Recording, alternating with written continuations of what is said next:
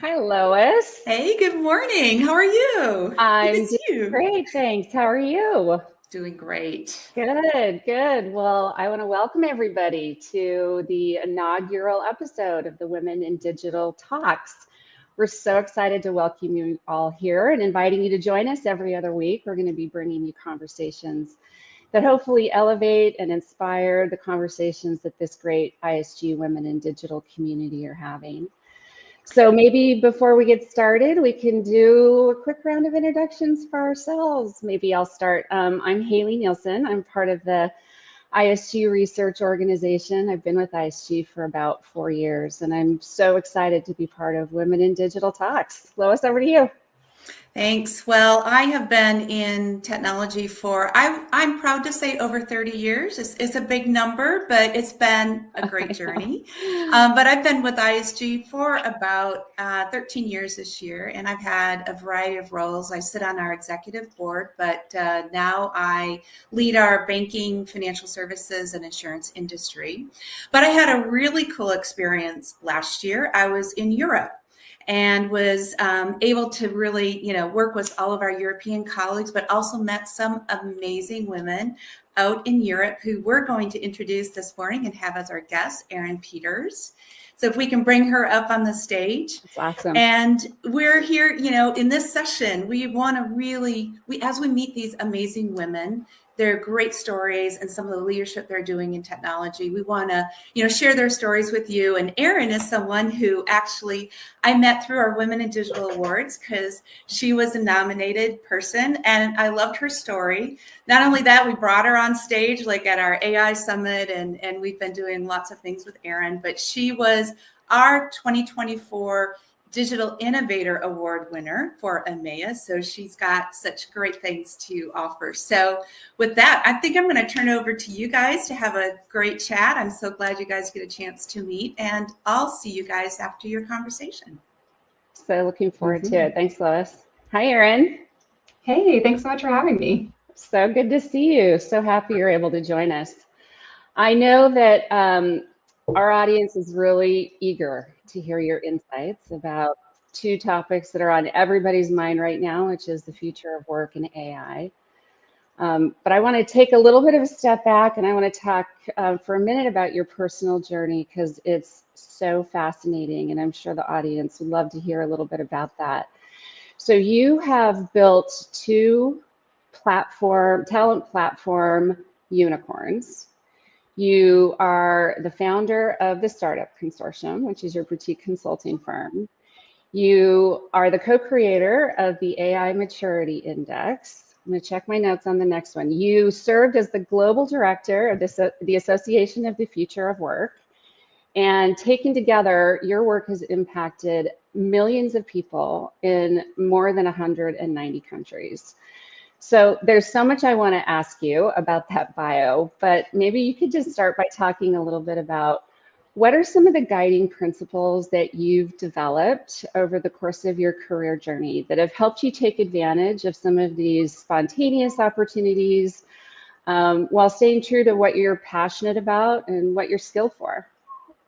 Definitely. Well, thank you for such the great introduction. But I think, I didn't really know what I wanted to be when I grew up, and I still don't, to be honest. And I think having this level of open-mindedness of what the future can hold and being open to these types of opportunities in general that might pop up that didn't exist when you were planning your life 5 years ago or 10 years ago or 20 years ago.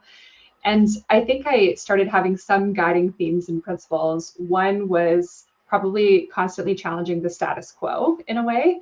And the other was really trusting my gut of knowing if something was working for me or if it wasn't. So, for example, when I was in university, this was kind of around the time that social media was having a big boom and I was going into marketing. So it was kind of a hot topic. And none of my college or university professors believed that this was going to be a thing. They thought it was going to be a fad. I was like, I don't know if that's true because I was already working for an experiential marketing company remotely. This is back in like 2008. I was already working remotely. And we were talking about SEO and stuff at different lunch and learns. So I thought I probably should go out and see, follow my intuition a little bit here. And I think the same was with remote working. I had been working remotely since 2008. I took a slight side step in my career. and worked on-site in an office in the finance industry, and it was like luxury automotive. And I just found it to be totally soul crushing. So that was my, again, going like, this is not for you. And I realized I wasn't really keeping promises to myself that I had made when I was younger, which was I want to see the world and I want to help people. And I realized in that moment, unless I'm sitting in that chair, I'm not making money. So I couldn't see the world. And it kind of felt like I was helping rich people get richer in a way. And I wasn't truly helping people. And so that's when I kind of quit my job, sold my house, and booked a one-way ticket to Uruguay and was like, I will figure it out. Wow. Wow. Kind of the impetus where I started traveling and living and working in over 50 countries in the last 9 years. And as you mentioned, my impact is now 4.5 million people in 190 countries. So it wouldn't have started unless I had that moment of going, gosh, like this is not working for me. It's not serving me and I can't serve other people. Wow.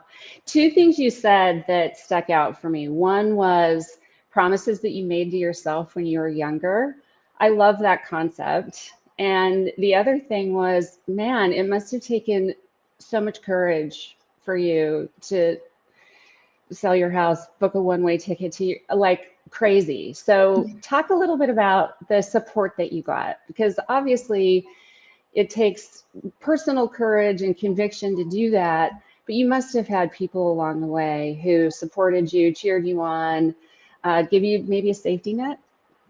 Yeah, I mean, it's important to note that I'm coming from a place of incredible privilege, right? I was born Canadian. I was born as a Caucasian woman, cisgendered, and there are a lot of things that are awarded to me in terms of safety nets just by the sheer luck of where I was born and the area that I was born into. There's a literal unicorn on the front of my passport, right? A lot of people can't even dream to go all the places that I do. So I do want to acknowledge that I am coming from a place like this. I was also incredibly fortunate to be raised by a mother who was very much in male-dominated industries and also thought anything that a man can do, like I could do better in a way, and taught my sister and I to be very independent. And having this type of support system that encourages you to take risks and, like I said, challenge a little bit of that status quo or go into domains that might be scary, like traveling alone as a solo woman or working in a male-dominated industry. Having that type of a network and belief system constantly reinforced just makes it a lot less scary than it would to someone else in different shoes. I love that. And now you're in a position to pay it forward, right? So you can offer that support to other women, which is exactly what you're doing here today. So that's great. Thank you so much for sharing that. I want to shift gears a little bit because I know we've got some hot topics on everybody's mind. So we did here at ISG a recent Market Lens study, and we talked to a couple of hundred of enterprises to ask them about their AI initiatives. And the response was pretty clear that more than a third of these enterprises' AI initiatives are focused on internal employees.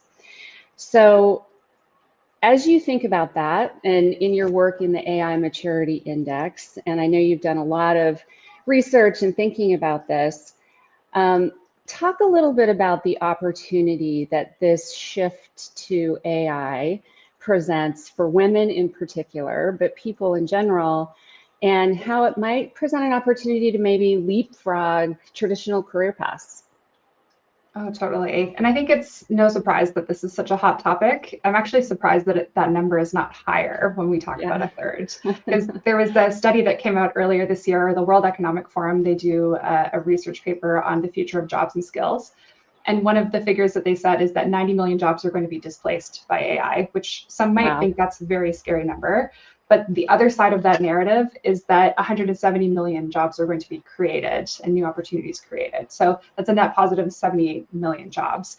And that's when it starts to get really exciting, is because you go, gosh, like, how do I get some of these new jobs? Yeah, for sure. And just, and in the way that I had a bit of a non-traditional path, taking on job titles that didn't exist when I went to school, another part of that research paper is that 65% of children entering elementary school today are going to work in jobs that don't yet exist.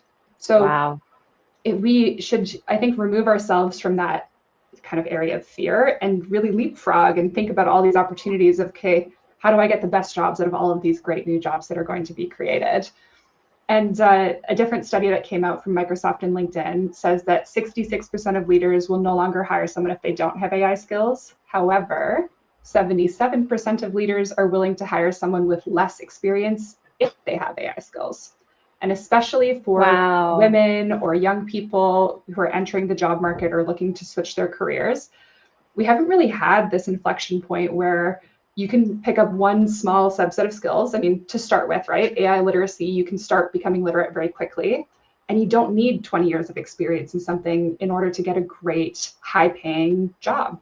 And so you can start going, great, like, how can I kind of leapfrog ahead of people who are maybe more resistant to this skill set and just focus on one area to unlock so many more doors that never really existed before? That's such an amazing set of data and so hopeful. Yeah. I hope for the audience to think about. So a question I have about that, when you talk about the 66% of leaders who are not willing to hire somebody with AI skills, like I'm without probably any AI skill. AI skills. Yeah. Talk a little bit about those things that are going to be valued and rewarded in terms of not just skills, but kind of cultural mindset. Totally. I think mindset, it really is everything when we talk about this, right? It's not just about the tools, because when we talk about the skills that need to be acquired, it's not like the previous engineering skills where I know Python and Ruby and it's all technical skills list. AI literacy and skills are very different. And I think part of it is that mindset aspect of, you know, am I critically thinking about the outputs that come through here? That's traditionally very much a soft skill. Or am I open-minded to even trying and having experimentation in this area rather than being fearful about the implications of it, right? So it's about balancing a lot of very human emotions and very human soft skill-esque type of abilities to say, hey, maybe this is something that we should or shouldn't use. Maybe this is a good or bad output. And how do I really think about this holistically in the intersection of humans and technology? So what skills will be valued? Everything that makes you human is going to be a big part of it. That kind of critical thinking and collaboration, communication, and understanding how you kind of get things done from a business standpoint, which leads into the technical skills side of like that prompt engineering and the actual, how do I use the tool itself? Yeah. I'm going to go back and listen to the replay of this episode because I love that phrase, thinking critically about the output. That's so good. So much of what you're talking about is really highlighting and speaks to the need for leaders and organizations to develop new frameworks for how they incorporate this new knowledge, these new skills, these new workers. Talk a little bit about how leaders and organizations can think about those frameworks. What resources can they draw upon to develop them? And what are your thoughts about the leadership aspect of this shift? Totally. And I think it is such a challenging time for everybody who's involved in these types of change because it is so pervasive in every part of the organization. But because of that, I think the first thing you need to do when you're looking at any framework is insights. You have to know where you are to know where you're going. And the trouble with such an exploding and booming market like generative AI, let alone all of the AI we've had for many years in machine learning, is it's hard to keep track of what's happening, period, whether that's in your own organization or outside. So like shadow AI is a big thing that leaders are worried about.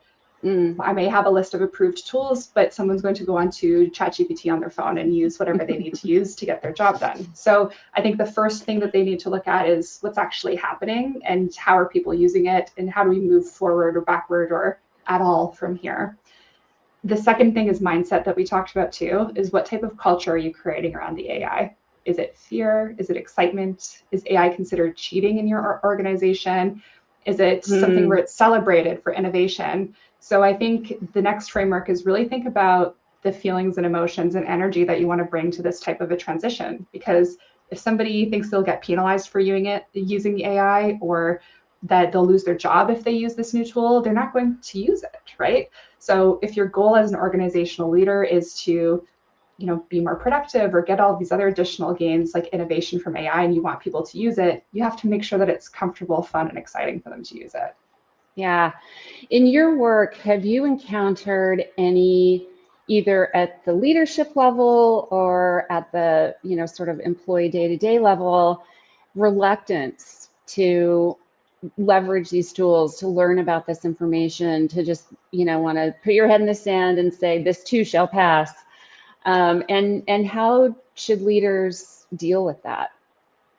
Oh, I mean, barriers to change come in all shapes and form. And I think the reason why someone is resistant to using it could vary quite drastically. So leaders need to double click on why they're not using it.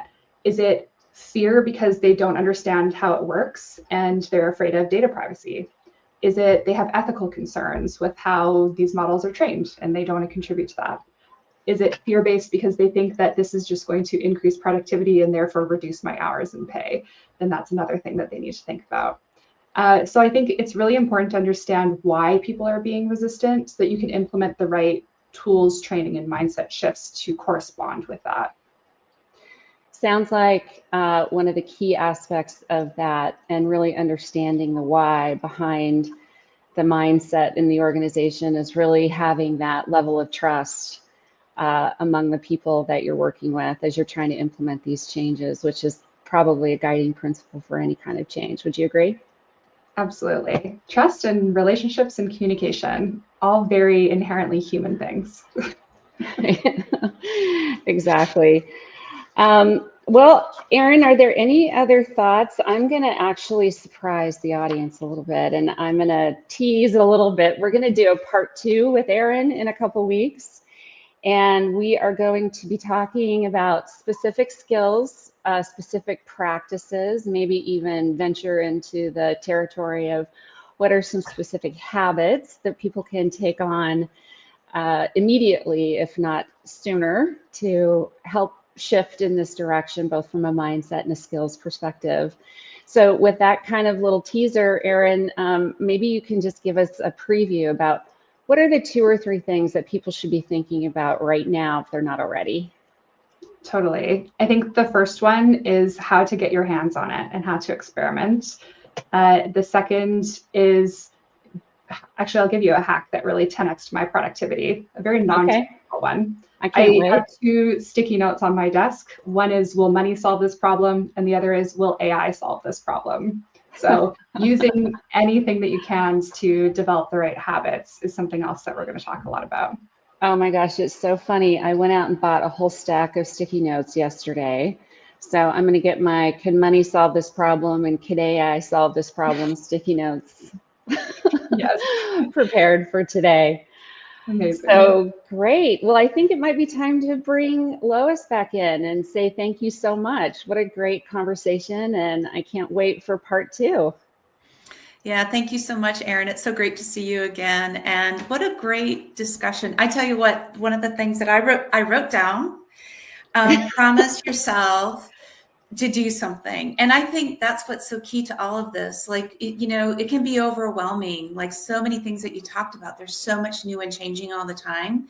But if you actually make and think about specific things that you're going to go attempt to do and promise yourself you're going to make it a priority, I mean, that's just a way to really make some progress. So I'm really excited about your conversation in a couple of weeks. So thank you very much. Great. Thank you for having me. Thanks so much, Eryn. So right. I think that's it for this our first episode. Oh my gosh. So great. Thanks everybody so much for joining us. And I hope you'll join us for part 2 with Eryn. She's got so many great insights and has such dynamic and really creative and great experience. So really looking forward to that. Lois, thank you so much. What a great opportunity. And we'll talk to everybody in a couple weeks. Sounds good. Glad you guys got a chance to meet, and we'll see you all in 2 weeks. Thanks.